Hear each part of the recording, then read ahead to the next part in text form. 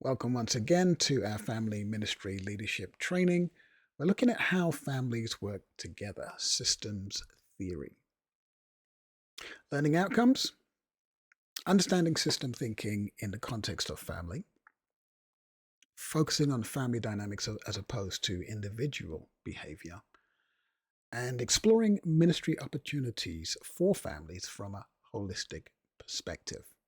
So, systems theory views the family as an emotional unit and uses systems thinking to describe the unit's complex interactions. So, for example, as an individual, our actions are influenced by our thoughts and our feelings, and they all feed into each other. That put within the context of family dynamics creates a whole new ball game.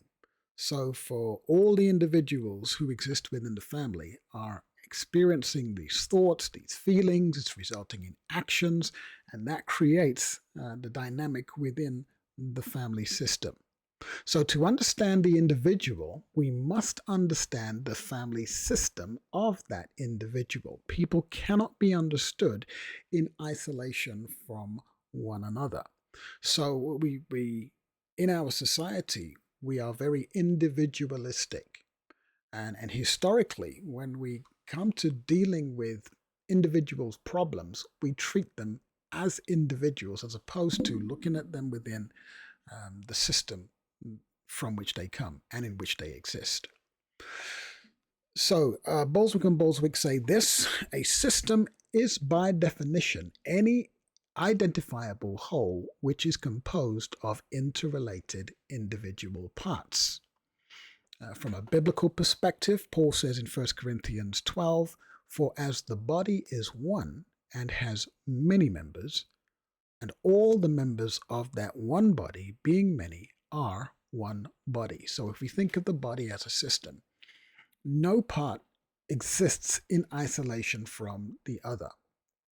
Anything that affects us, it affects one part of the body, it's going to affect the whole body. Even if you get a little cut on your little finger, that can affect your whole sense of well-being. So the body operates as a system. And when things, individual parts of the body, operate out of sync, it can throw off the whole system. In the book On Being Family, Sir Arthur Eddington says this: "We often think that when we have completed our study of one, we know all about two, because two is one and one. We forget that we still have to make a study of and. The study of and is the study of organization." So family ministry is ministry to the and. The and creates a whole new dynamic. So it's not just looking at individuals, how they function. Studying family is looking at how those individuals interact within the family system. So we're looking at relationship patterns, we're looking at influence, we're looking at interactions, linkages, connections, and that gives us a concept of what makes families tick. So family ministry is ministry to the and. In terms of our evangelism, we were often told back in the day that when you seek to influence an individual to accept Jesus Christ, think about how that impacts the families from which they come. Because if, for example, a wife is going to come into the church, it might create animosity between her and her husband if he is not a believer. So in our evangelism, don't just look at the individual needs, look at what is happening within the system and see how you can best operate so that we keep unity within the system. So family ministry is ministry to the and. You're familiar with John Donne's statement, "No man is an island, entire of itself. Every man is a piece of the continent," which is so true. again, we live in an individualistic society, but we need to think more in terms of community to arrive at where we need to get to. So family members solicit each other's attention, approval, and support, and they react to each other's needs, expectations, and upsets. One child within the family who experiences difficulty will have a reaction or cause a reaction between all the other parties. If you have a father who, for example, is an alcoholic, that doesn't just affect him as the alcoholic, that has an impact on the whole family. So the illustration there is of cogs in a system. When one cog turns, it necessarily automatically affects the others. So changes in one family member's functioning is predictably followed by reciprocal changes in the functioning of others. So one abusive member within a family is going to have a devastating impact on how all the other members in that family react, and they may react differently, different personality types. One individual might become angry, another might become depressed. But all of that is impacted by the catalyst of one individual who acts in a particular way that then affects the way other people react. So system thinking looks at identifying causes than merely dealing with symptoms. And if you think about that in terms of the medical model of treatment, an individual may come with particular symptoms. They may be sweating, or they may have pain in their joints, and you can give them pain relief, and you can give them all kinds of treatments to deal with those individual symptoms.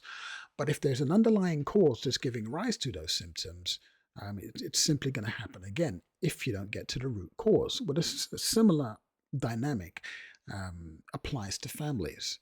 That if we don't get to the root of what might be causing the way people relate within that context, then we're not going to deal with the problems. James 4:1, James asks a question: what causes fights and quarrels among you? Don't they come from your desires that battle within you? So James is saying, look, all of these disputes that are happening, that's because of stuff that's going on in your own heart. So get to the root of what's going on for you, and that may help solve the problems in the body. So yeah, James is telling us here, and systems theory tells us that we need to get to root causes in order to deal with issues and problems. So there's the idea of family projection process. In the book of Numbers 14 verse 18, the Bible says, talking about God, God is one who visits the iniquity of the fathers on the children to the third and fourth generation. This idea of iniquity, and by the way, that may sound very arbitrary, and it may sound unfair. God is one who visits iniquity on children to the third and fourth generation. Well, we need to understand that this word iniquity and the language that is used, how it is translated here, doesn't connote very clearly the thought behind it. The idea of the visiting really means allows. What this passage is saying is that this is the natural consequence of modeling. It's the natural consequence of negative choices. In the Hebrew concept, that there was this idea that God causes everything, and that was reflected in their language. But the idea of iniquity involves various different concepts, and among them, this inner twistedness or perversity or depravity, a bent or a predisposition or distorted pattern of thinking and behavior.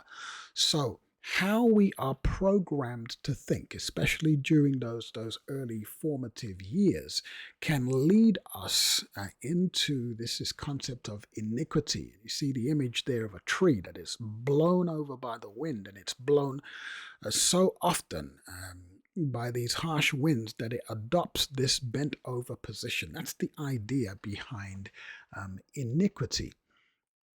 So within the family context, individuals are drastically, they are profoundly impacted by the way they are raised. They're impacted by the environment in which they grow within the system.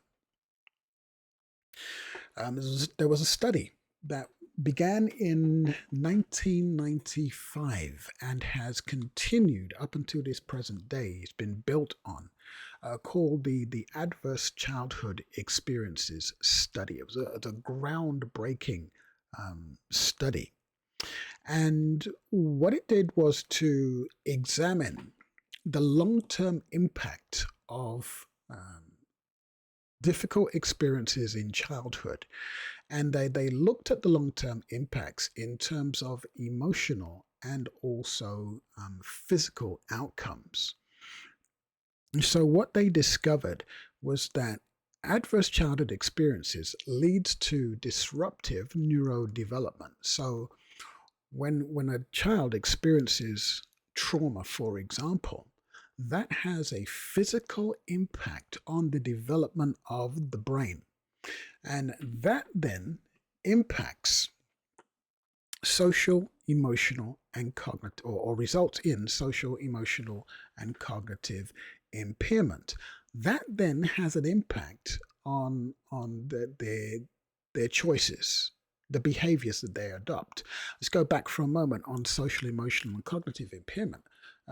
Studies have shown that children who grow up in dysfunctional homes tend to have a high level of stress hormones within their system. Now, when that is the case, that impacts their ability to concentrate, and that will inevitably have an impact on their ability to learn. So children who are coming out of dysfunctional situations struggle at school, for example, because of the high level of stress hormones that they experience and their inability to really focus on their studies. And this impacts the way their brains actually develop. And that goes back to what we just mentioned, the adoption of at-risk behaviors. And this is often because at-risk behaviors help children to anesthetize the emotional pain that they are going through. So, for example, a child who has experienced abuse may find relief in taking drugs or drinking alcohol or in video games or pornography. Whatever they find that helps to dull the pain that they are experiencing becomes their drug of choice, as it were. And they may adopt at-risk behaviors, driving fast or as I mentioned before, taking stimulants in order to dull their pain. Those at-risk behaviors can actually result in social problems, in disease, and also disability, and then eventually early death.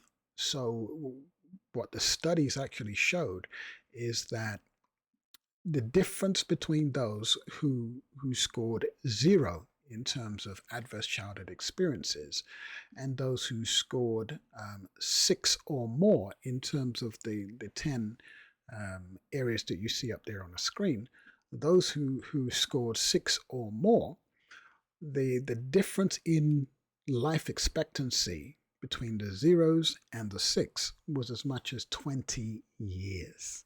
20 years. And that's the emotional, physical detrimental outcomes because of adverse childhood experiences. And when you take into account that those elements that you see on the screen there are not the extent of traumas that children can experience. It doesn't include bullying. It doesn't include growing up in a war zone. It doesn't include the impact of poverty.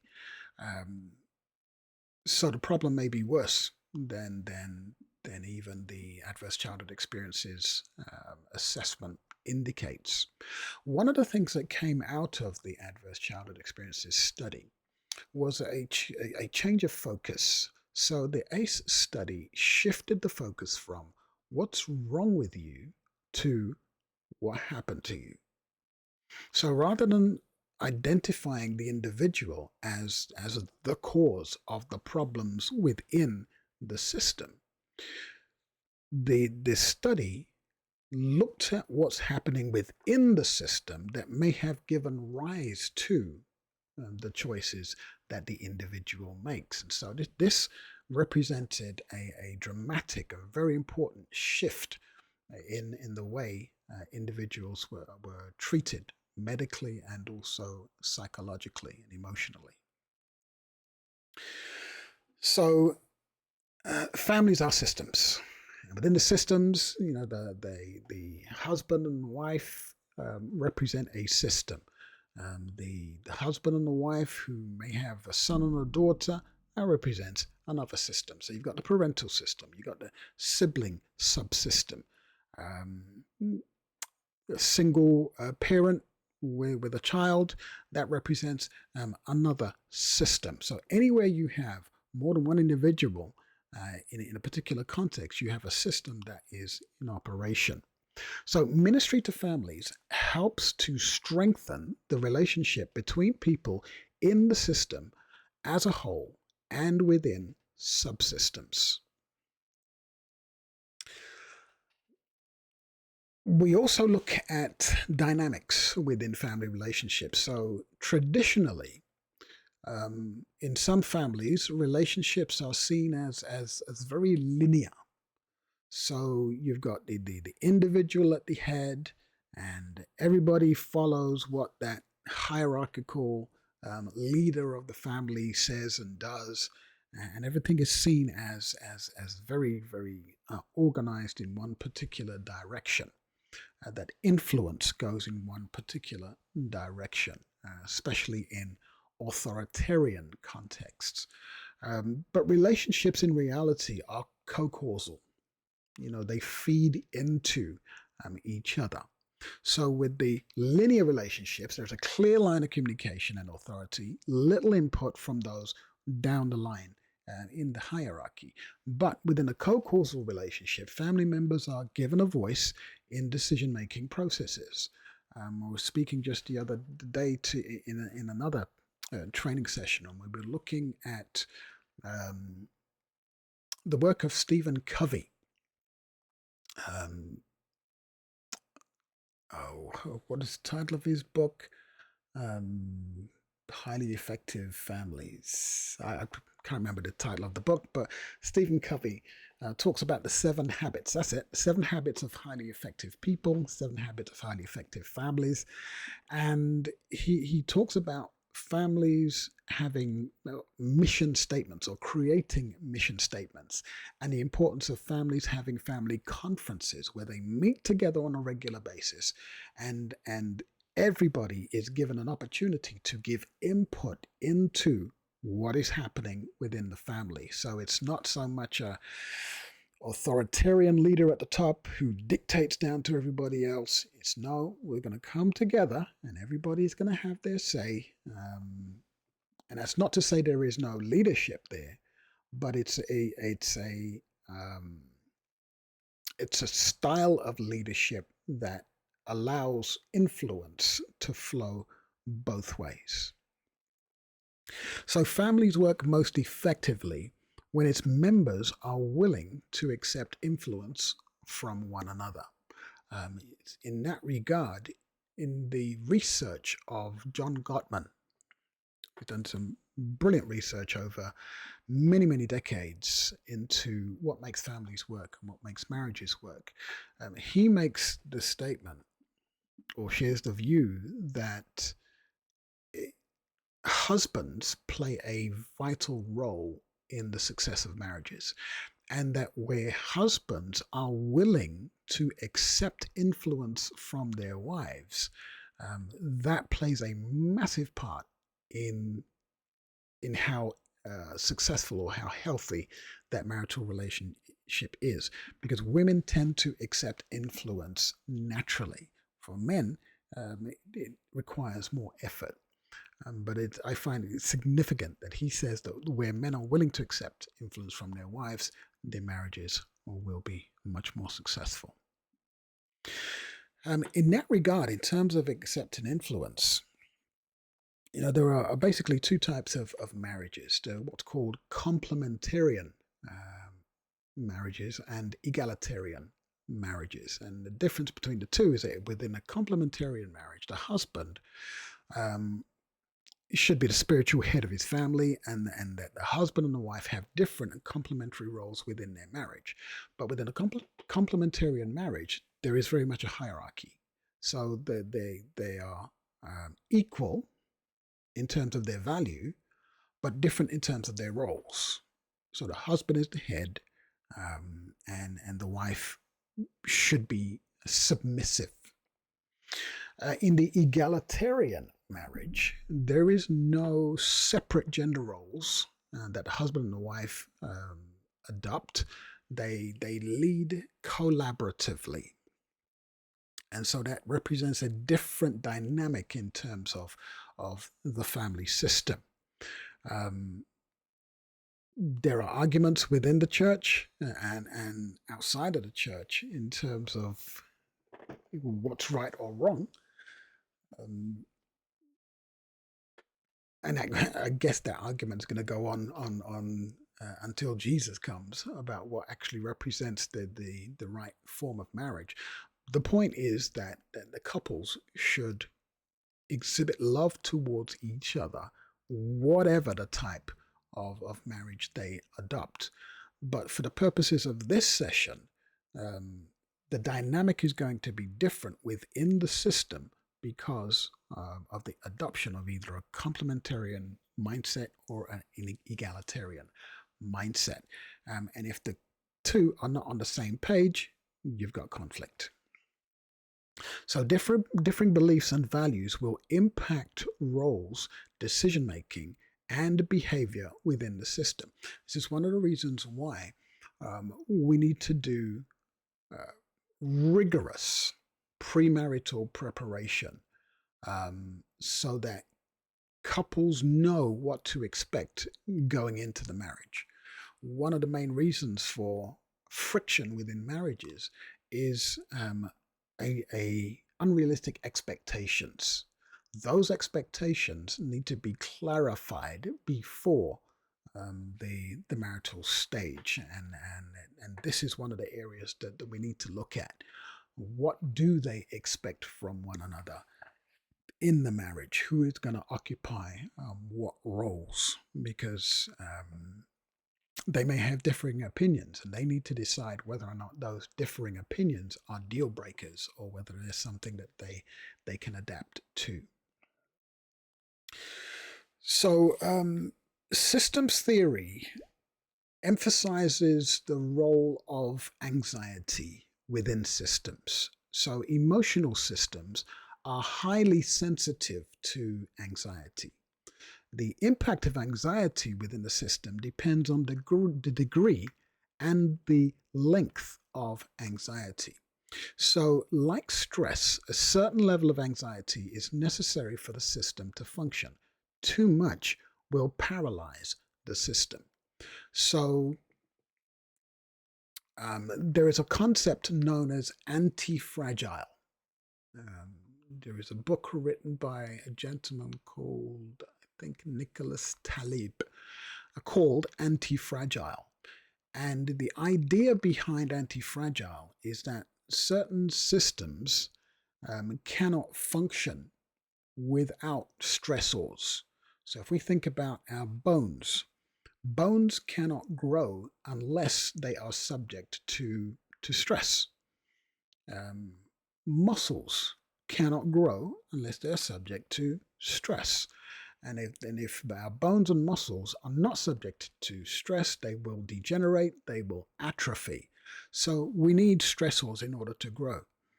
Well, marriages are also anti-fragile.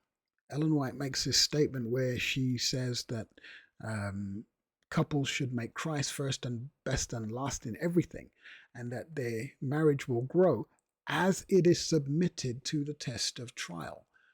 As they experience stressors and work through those stressors, their relationship will grow.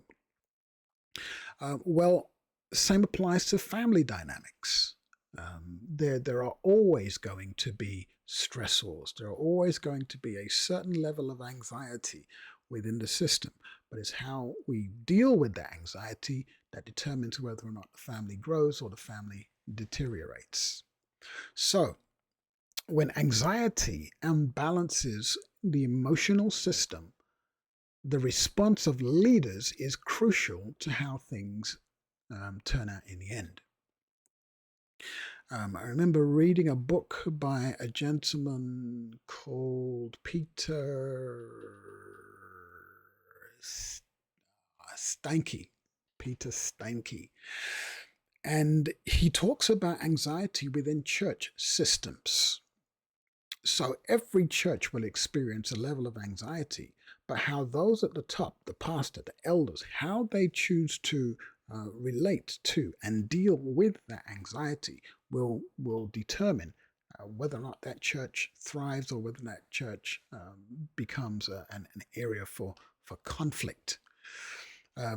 So there need to be crucial conversations, honest conversations, courageous conversations, in which people are willing to make concessions where concessions are appropriate, in order to bring about unity within the body.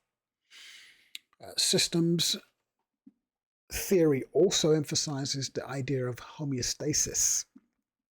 So, like a thermostat, systems tend to seek stability and equilibrium by noticing changes in the system and adapting to them. So, generally, systems don't like change. You know, there's an old saying that the only people that like change are babies with dirty nappies. Systems tend to be change resistant. And so, if there are problems within the system, homeostasis, like a thermostat, tunes into what is going on within the system. So with a thermostat, it's set to a certain level. If the temperature goes above that level, the thermostat will turn the heating off. If it goes below a certain level, it will turn the heating on, because it's seeking that equilibrium, that comfortable place. Well, families are also like that, and this happens on a kind of a subconscious level. The Bible says, Matthew 5 and verse 9, blessed are the peacemakers. In Romans 12 from verse 16, the Bible says, live in harmony with one another. If possible, so far as it depends on you, live peaceably with all. So it is apparent from our experience and from what the Bible is telling us that not every situation is resolvable. There are going to be situations where we're not going to be able to meet minds, and we just have to agree to disagree. But what the Bible is telling us here is that this should be our goal, to seek harmony. We do everything within our own power, everything that's within our control. Let us do that in order to seek unity, to bring about homeostasis. When we were doing our family ministry training, the General Conference family ministry leaders at the time, Ron and Karen Flowers, shared an illustration of a situation with two boys who were constantly fighting. But there was a strange dynamic, because whenever the boys were at home with their mother, they were fine together. But it was only when the father came home that they started going at it, fighting with each other. And what became apparent through counseling was that there were problems within the marriage. So that the husband and the wife would when they came together, there was a lot of tension, a lot of arguing. And what was happening was that the boys, understanding that, subconsciously, they began to fight in order to take the attention away from the problems within the couple's relationship. Because when they were fighting, the husband and the wife were working together in order to address their issue. And so it became a dynamic of trying to bring about peace within the marital relationship. The boys were doing this by changing the focus away from the problems that they were having with each other to focusing on what was going on with them. So we see these dynamics. And again, this is happening on a subconscious level. So we need to be attuned to what is happening within the system and get to the root of why it is happening. So in the book, Your Family, Yourself, how individuals behave is understood and assessed in terms of their functioning within the total family matrix, rather than as persons separate from the family group. So again, that just emphasizes the point I was just making. We're looking at connections, dynamics, linkages, what's going on. Another dynamic of systems theory is the idea of triangulation. So this occurs when people try to communicate to each other through a third person rather than directly. So if there is an argument that is going on between two people, it is natural for us to want support on our side. And within the systems dynamic, when a third person is brought into the situation, that can exacerbate the situation. One of the things we were taught in terms of conflict resolution is that the fewer individuals involved in the situation, the better. Because the more people you add to the dynamic, the bigger the problem can become, unless that third individual is somebody who is skilled and who is that peacemaker type person who can bring neutral perspective to the situation. But triangulation, where that third person is brought in, can actually complicate the situation.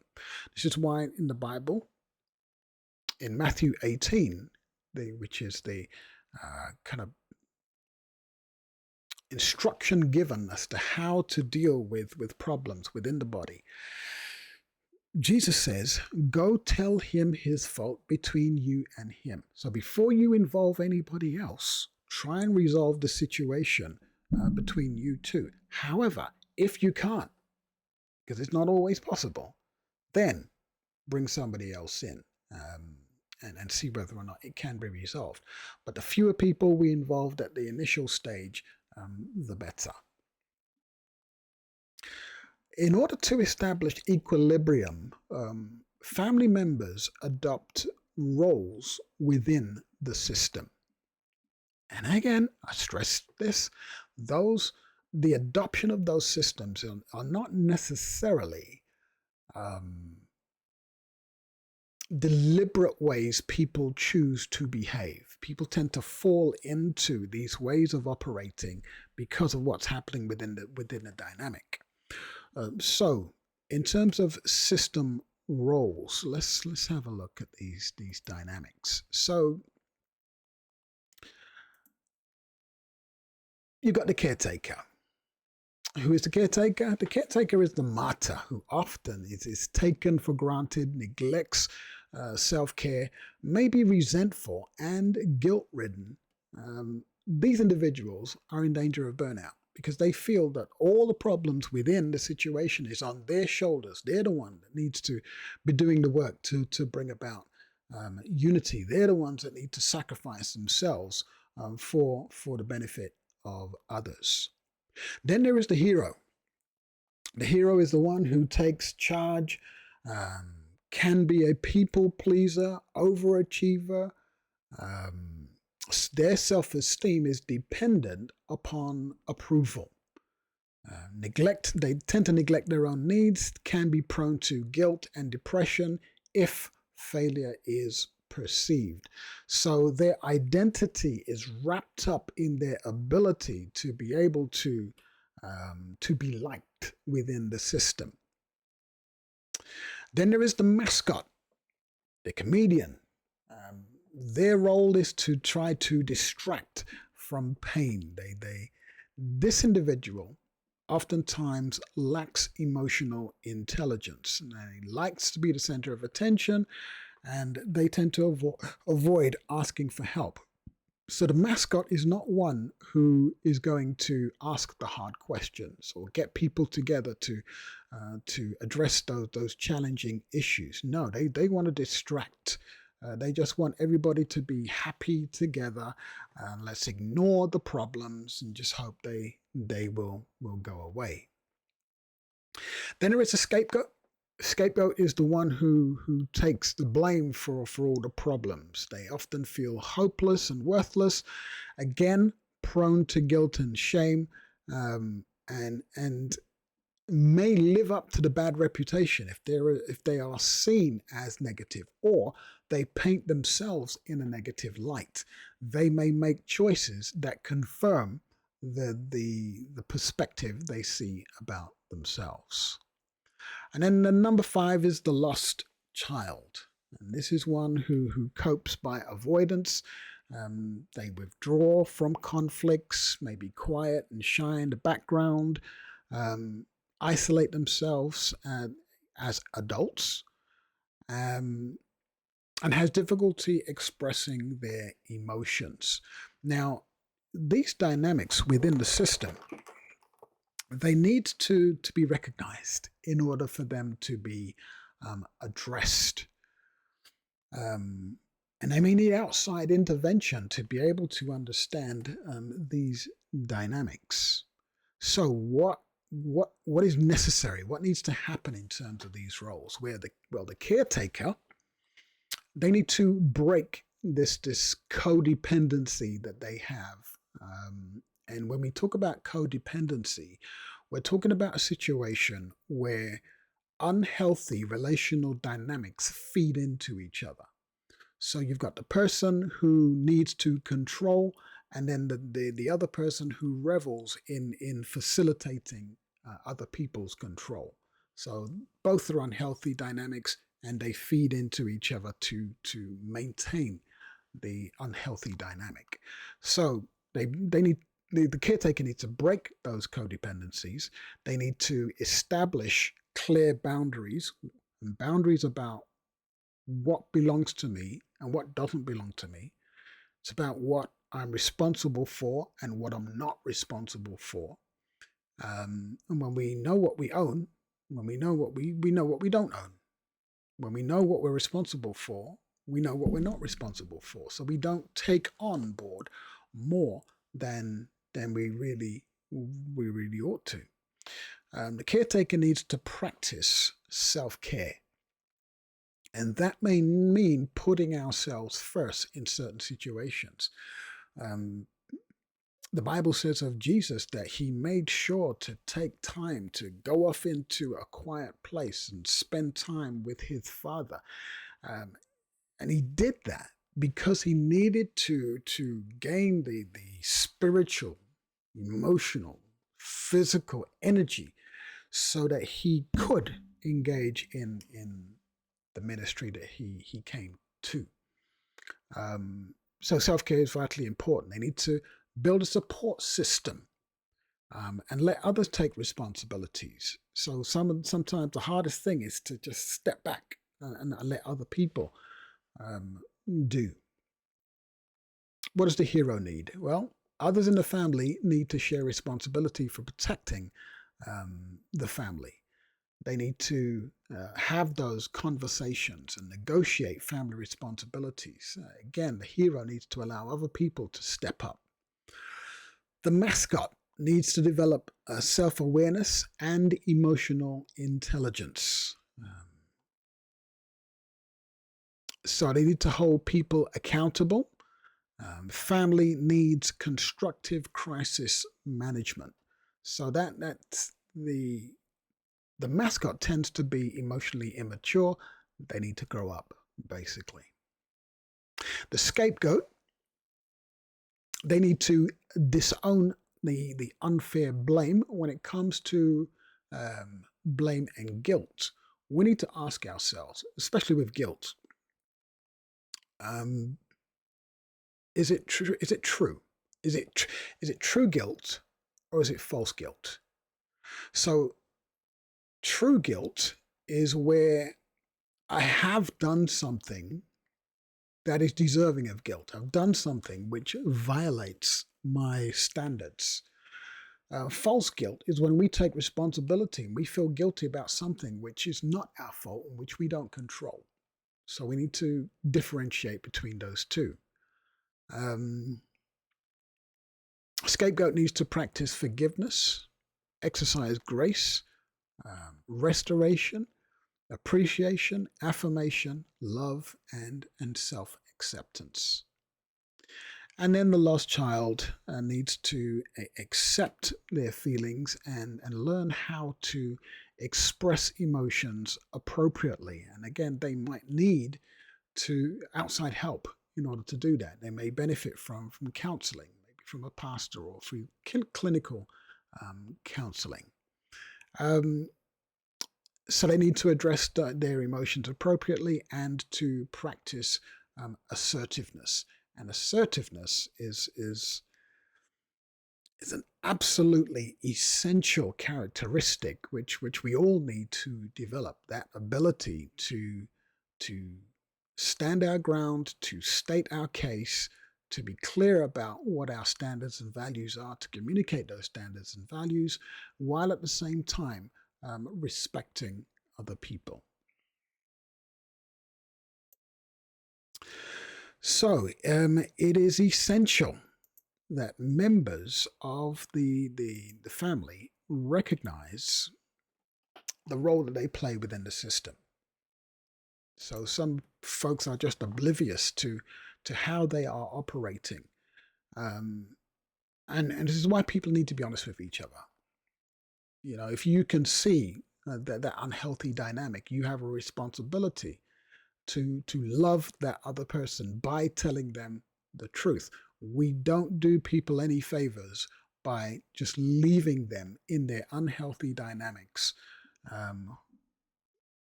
Because at the end of the day, that leads to their destruction and the destruction of healthy family dynamics.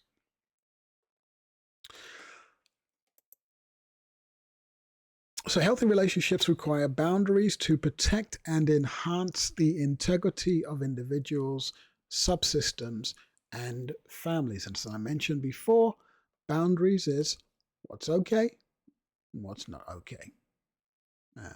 Not only do we need to know what that is, but also be able to communicate that. So boundaries represent property lines, visible or invisible, which define what belongs to me, my responsibilities, my standards, and my limits. And by the way, if you don't have this book, Boundaries, in your library, highly recommend that you buy it. It is one of those books that every Christian home should have. Every Christian should read it, digest it, live out the principles. Brilliant book. I've also got a lot of other books in their series of Boundaries which are worth reading.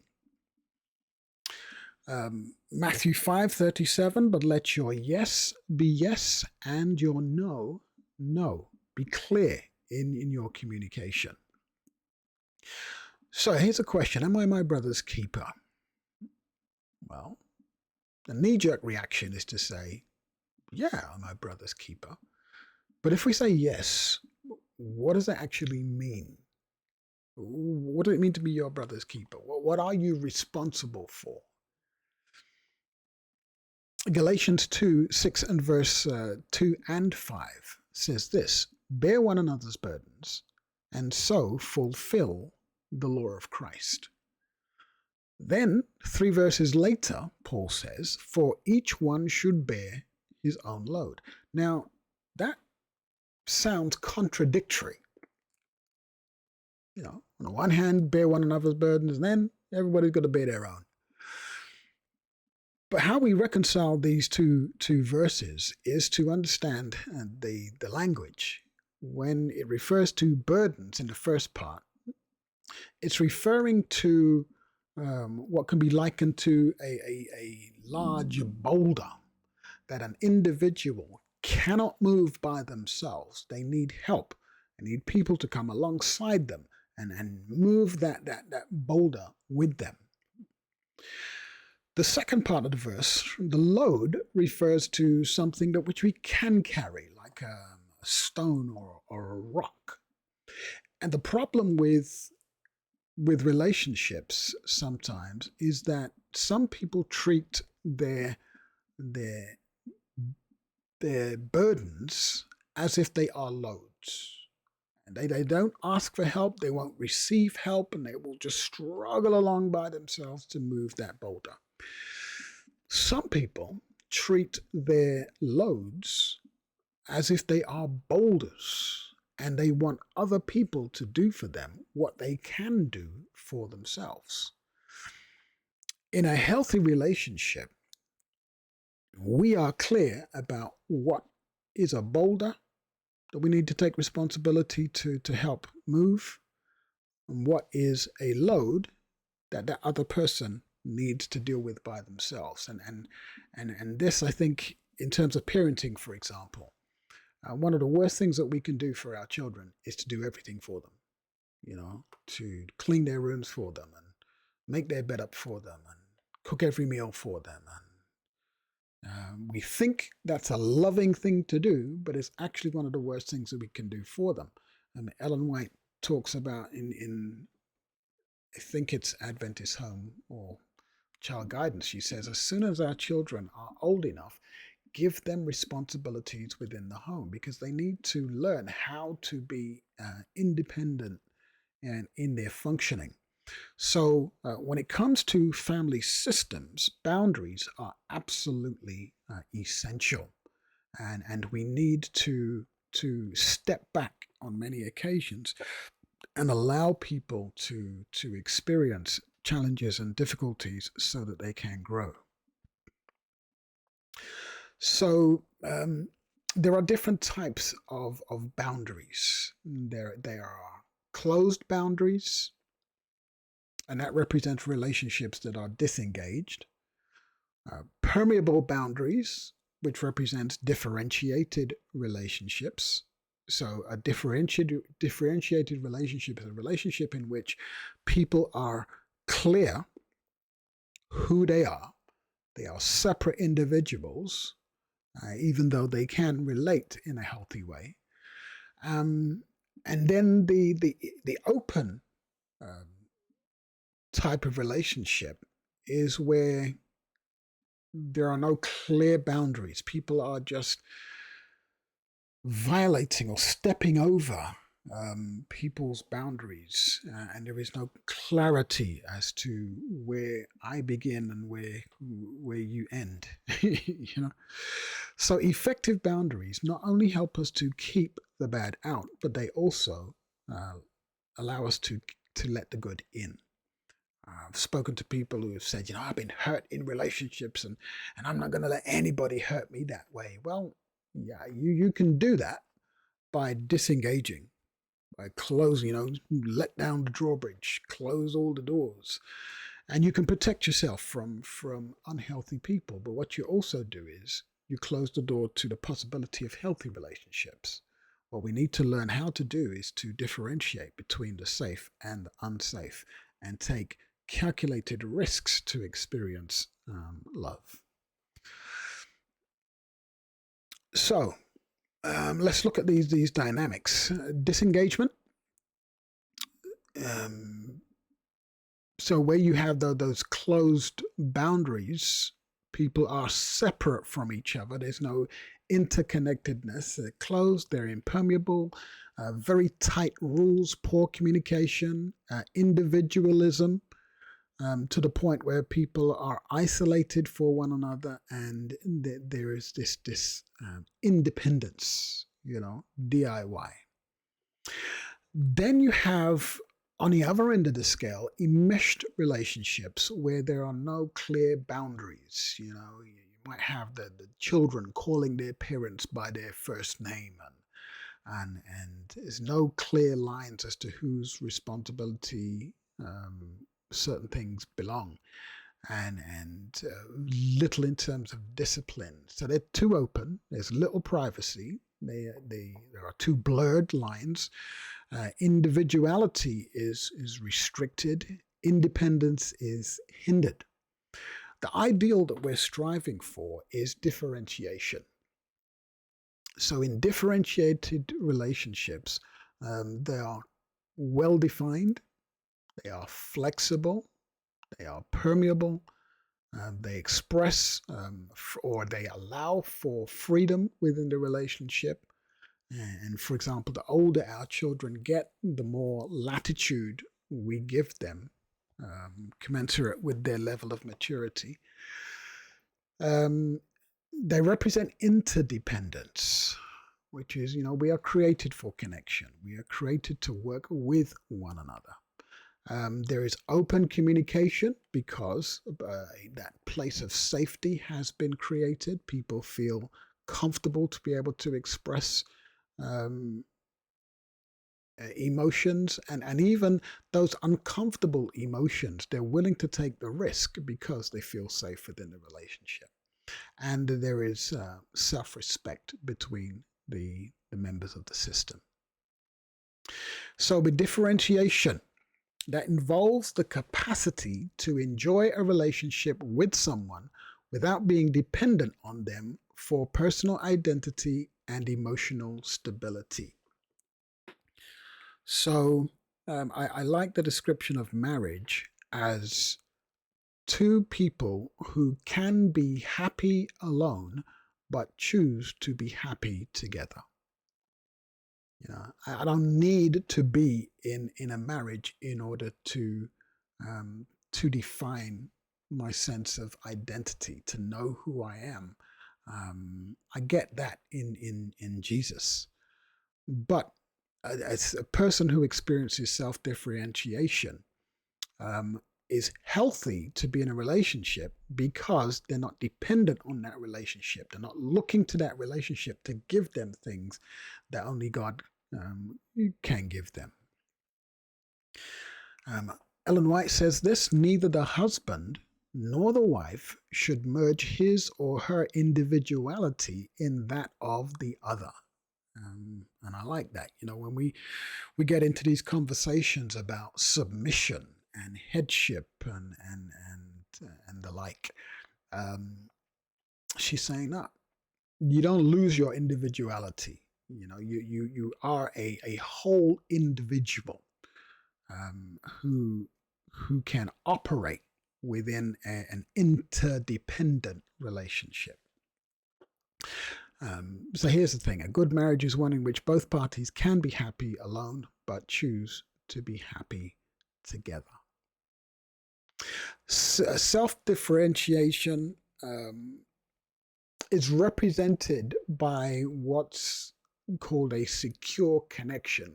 We spent some time looking at attachment styles in another session, but just to remind that dynamic in the top left-hand corner there, the secure relationship, the assured connection, the person who is able to express themselves emotionally. They have no fear of abandonment. They believe that self is lovable, and they seek proximity with others so that they can have this intimate, healthy relationship. So the characteristics of a bounded relationship is accountability, Accountability is where you make yourself responsible to another person. Safety, and that refers not only to physical safety, but also emotional, intellectual, psychological safety. Honesty, it's the bedrock of a relationship of trust. You are open with each other, even to the point where you can have those difficult conversations. A relationship that is characterized by support. I know that you're there for me when I need you to be there for me, and I'll be there for you. Cooperation, and again, the emphasis, this sense of interdependence. You collaborate with one another, and again, that idea of trust, which takes a long time to build and can be destroyed in an instant. So the absence indicates a boundary violation. If any of these are missing from a relationship, that is a boundary violation. So when we are no longer able to change a situation, we are challenged to change ourselves. Those are the words of Viktor Frankl, who was a prisoner during World War II. And he said this in regards to, being in prison camps, and you are a prisoner. You are restricted in what you can do and say. And while you can't change that situation, you can change your attitude, change your perspective, change how you choose to relate to other people, in spite of the fact that you can't control how they choose to relate to you. So no emotional system will change unless people change how they function within the system. So we need to take personal responsibility. Example, you may have a couple who are in a unhealthy relationship. They need help, but one is not willing to get counseling. Well, if that's the case, the other can still go and get their own counseling. And as they grow healthy, they bring that health back into the relationship. But there has to be this willingness to change. You can't change other people, but you're responsible for what you can do. Here is David in Psalm 42, verse 5. He asks the question, finds himself in a dark place, and he says, "Why are you cast down, O my soul? And why are you disquieted within me? Hope in God, for I shall yet praise him for the help of his countenance." So David realizes that he's in a dark place. He does the internal work. He questions himself, but then he takes action. And the action is to place his hope in God and to praise God, who is the help that he needs. The concept of synergy is important within family systems. So synergy operates on the principle that the whole is greater than the sum of its parts. So it's not just 1 + 1 is 2.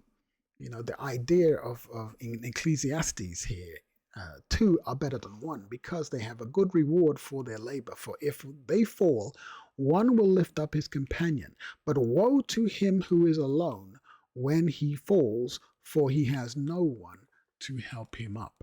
So we need one another. We need to be interdependent. And when one is added to one, in a marriage, for example, the two shall be one. The idea there is a compound one. The Hebrew word is echad. It's a compound one. It's like saying that a football team played as one. And so that one that is brought into the whole adds so much more. When they come together, they create something that is so much more valuable than 11 individuals. And that's the kind of one flesh concept that we spoke about in Genesis. So Problems within the system, clarify the problem or the issue. Um, Dynamics in systems are problematic when people seek their own way. So Stephen Covey, in his 7 habits, one of his 7 habits is to seek first to understand, then be understood.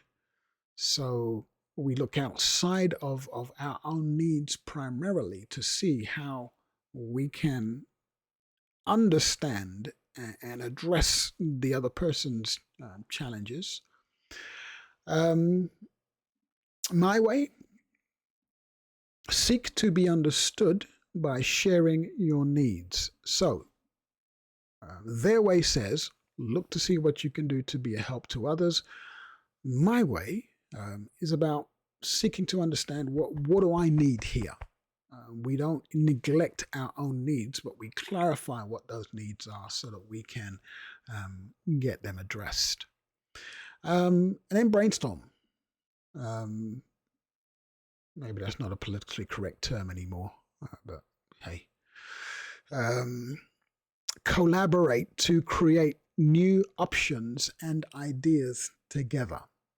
So this is about thinking through, having those conversations to see, all right, how are we going to move forward from this place? And the highway is about finding the best solutions for the system.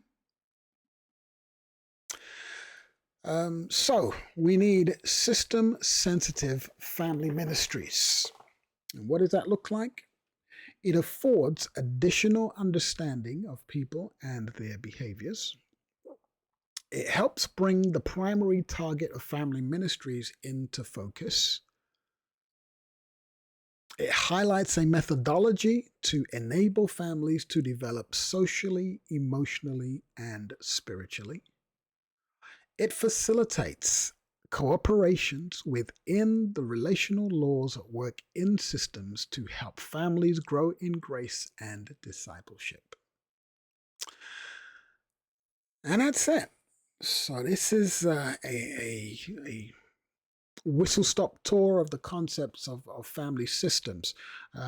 But essentially, when we engage in family ministries, we need to be thinking broader than really what's happening with the individuals within the system, but what can we do to facilitate a harmonious way of operating, harmonious relationships that benefits the whole system within the family and the whole system within the church.